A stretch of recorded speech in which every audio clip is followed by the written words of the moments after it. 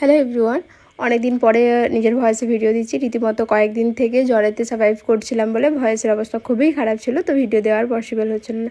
আজকে একটু সুস্থ ছিলাম, তো এটা অনেক দিনের আমার ক্লাস স্টুডেন্টদের। তো 10 তারিখে এটা ক্লাস ছিল, তবে থেকেই ভিডিওটা পড়েছিল আর আমার দেওয়া হয়েছিল না। তো এটা ছিল আমার স্টুডেন্টদের 10 নাম্বার ক্লাস, যেটা আমি পায়ের নেল এক্সটেনশন দেখিয়েছিলাম বিড়লা জেলের ওপরে।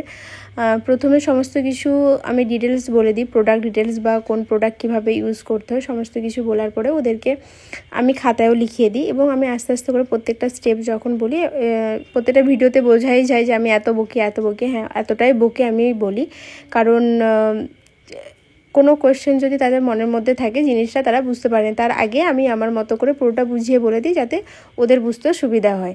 তা সেকেন্ড, এখানে আমার স্টুডেন্টদের পালা। আমি দেখানোর পরে স্টুডেন্টরা তাদের প্র্যাকটিসে বসে গেছে, আর এটা স্টুডেন্টরা যখন প্র্যাকটিসও করে তখন অনেক খেয়াল করে রাখি যে যাতে যে সমস্ত কাজগুলো করছে বা এখানে যেন মেশিন ইউজ করছিল, যেটা মেশিনটা ঠিকমতো লাগানো হয়েছিল না সেটাও বুঝিয়ে বললাম। আমি প্রত্যেকটা জিনিস চেষ্টা করি যে জিনিসগুলো একটু বুঝিয়ে বলতে বা দেখতে, যাতে ওদের ভুলগুলো কম হয়, বা আমি যতগুলো ভুল ওদেরকে ধরিয়ে দেবো ইন ফিউচার সেখানে ওরা ভুলটা অনেকটাই কম করবে।